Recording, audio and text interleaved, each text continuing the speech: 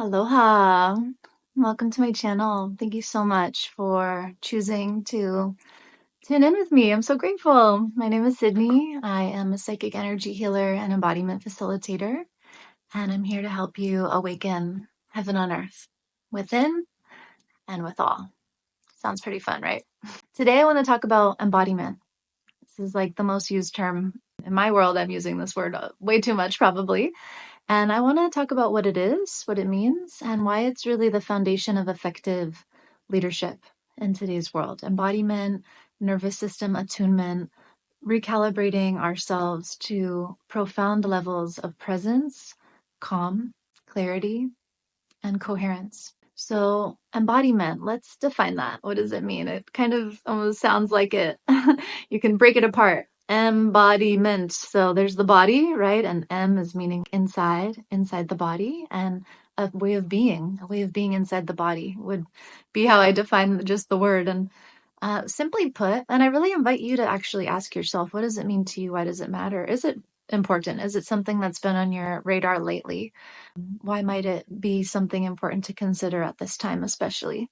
So, embodiment for me, it means, it means actually feeling safe to be yourself and to be integrated as the spiritual being you are in your physical form, to be all the way in, to be expressed in your authenticity, and also to feel calm and at ease being who you are.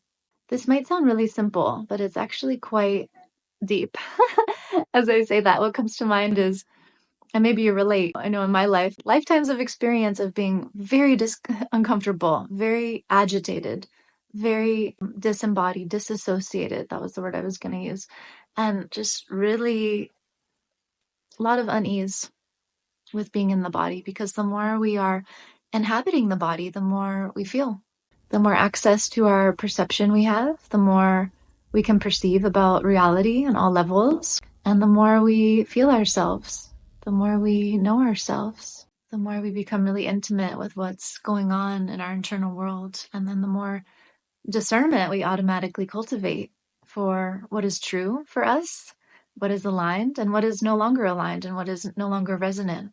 And so embodiment also entails this level of responsibility that we develop. As we come more into ourselves, we then become more responsible for managing our energy effectively. And although it sounds like maybe responsibility could feel like there's more to do, it's actually a signal of much more efficient ways of being. We get to become much more at ease and exist in a much more efficient way, because the more embodied we are, the less efforting there is. The less holding up of old masks and identities and patterns and all of the things we might have learned, to all the ways we learn to perform, to be something or get something or make something happen. We no longer have to play any of those games. And so there's actually a huge freeing up of energy that occurs the more we become embodied, the more at ease we become, the more present we become. And in presence, there is no effort. It is our original state. And are we in presence all the time? Speaking for myself, no, not all the time. We live in a world where we're constantly being challenged to be present. But you can feel, if you've touched into being in a flow state or deep meditation, or just the moment where you're not thinking and you're just being, and you're in pure, usually immersed in sensation, or could feel like being immersed in joy or happiness or just clear focus, loving what you're doing. These are the moments I know I live for.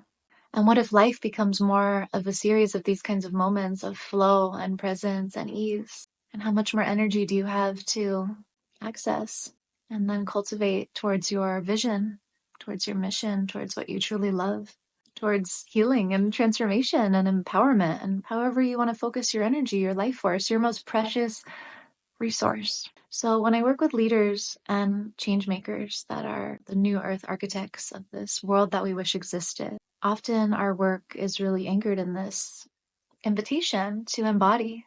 That embodiment is the foundation of true influence. To truly be who you came here to be and live the mission that you uniquely came here to live is calling you forth into embodying yourself, embodying your cells. That's what I just heard.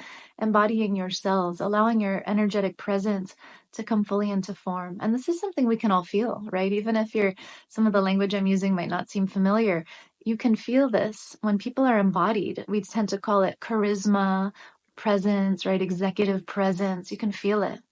You can feel when someone is present. You can feel their energy. And oftentimes what also happens is when someone is more embodied, you can trust them because they feel more safe to be around. They feel like they are more, I want to say that they radiate truth. When you're embodied, you are present. And in presence is the truth, is your authenticity. And these are aspects of being that we find safe and comforting and easier to trust. Because when someone is embodying presence, they become a mirror and a way of attunement for us to feel more of our own presence or where we are not present. And this is such a great gift. And again, really, it just comes down to energetic efficiency. When you're present and embodied and your nervous system is regulated and you feel at ease with being yourself as you are, imagine how much energy gets freed up. You're not holding all these programs and characters and coping mechanisms in place. You're not tracking what other people are thinking of you. You're not tracking survival mechanisms around insecurity or just there's no false agendas. You're not trying to control anything. You are embodying trust. You are allowing energy to move through you in a really flowing, inspiring, naturally expansive way that can also more easily radiate and resonate to those you're meant to collaborate and connect with. So, in a leadership perspective, or just in life in general, right? It's a resonance game. And the more embodied and clear and present and at ease you can be in yourself, the more easily you will connect with others that you're meant to resonate with because there's no obstruction to your energy, your signal, right? We're all resonating at a certain frequency, soul signature signal. But when we get in the way and try to make ourselves be a certain way or fit into a box or be someone I think you want me to be to get something or whatever agenda we're holding, we're distorting the signal of our natural signature that wants to go out and connect with those who we're meant to collaborate with, create with, be in relationship with, be in love with, be in friendship with, build things with. So this is why I love to remind myself, I love to remind each other that embodiment is the name of the game and being who we are here to be, being in our clear energy signature so that our resonance can get out there and connect with those who are meant to, especially now. Whew. And it's not an overnight process, right? But there are so many beautiful ways you can support yourself in your process and your journey. And I guess I'll end just briefly. I wrote a big book about all embodiment processes that will help you. It's called I'm Ascending. Now what? Embody your true self. And but some of my favorite practices are so simple, and you can do them for just a couple minutes a day or a couple times throughout your day. And usually it's a combination of breathwork, movement of some kind, and sounding with your own voice. This is one of the most powerful tools for coming into your body and starting to develop that sense of safety and ease with coming into your body, because it can be challenging at first when you really become aware of how disassociated you are, how not in the body you are. It can feel really, a lot can come up. There can be emotions to face and energies to face, pain, all kinds of things. So it's also great to have support if you can, whether in a community or with a guide, with a group. You don't have to do anything alone. And also some of the embodiment journey is meant to be done alone. And it is meant to be a deep initiation into more intimate connection with yourself, with your own soul, with your own being. And so I'll guide us through a brief practice combining breath, movement, and sound just for a couple minutes to close us out. And you're welcome to join me. So feel free if you'd like to just briefly close your eyes. Take a nice deep breath. In through the nose and out through the mouth is nice, but however you feel comfortable. As you exhale, make a sound or a sigh. This signals to the nervous system it's safe to relax, to be at ease, to let go, to calm. Inhale again, this time through the nose. Hold. Breathe in a little bit more. Stay full. Then exhale through the mouth with a big sound or a sigh. Just feel how even that short sequence of breath maybe has shifted your energy and your ability to feel more calm and present. We'll do that one more time. This time, empty all the breath out at the bottom of the exhale. So make sure all the old air is out of your lungs. Consciously exhale, like squeeze the lungs. Inhale through the nose. Inhale more. This time, fill up as much as you can through the nose. Fill up into the belly. Breathe in as much as you can. Feel your full capacity. Hold as long as you can. Exhale through the mouth only when you must. With a sound, with a sigh. The more sound, the better. So we just did 3 rounds of that. So just take a moment and pause, return to normal breath, and feel what you've noticed is changing, is different. Relax your muscles, relax your face. Just nothing to hold on here. Nothing to hold on to, nothing to force or make happen. Just noticing how your energy is moving now. Sighing is such a great self-regulatory practice. It really signals to the body and the nervous system it's safe to let go, to relax, to be. And then let's just play with some really brief movement. It's nice to do like full body shaking, but you can even just while sitting down, start to lightly shake the hands. Let the wrists go really flexible and fluid and just kind of let them flap and shake. Maybe lightly shake the head, just gently shaking the neck. Start to shake the body a little bit, letting out some sighs and sounds. We tend to have a lot of energy just stuck in different places in the body. And when we come into more embodiment, we're starting to become aware of those tight, tense places, and we're starting to open them up and let energy flow where it was once stuck or stagnant, so that eventually we don't have anything we're holding on to. We don't have old energy we're holding on to or playing out in certain patterns or behaviors. We can just be clear. So then just come back into stillness. Take a full body breath. I like to breathe in through the soles of my feet all the way to the top of my head.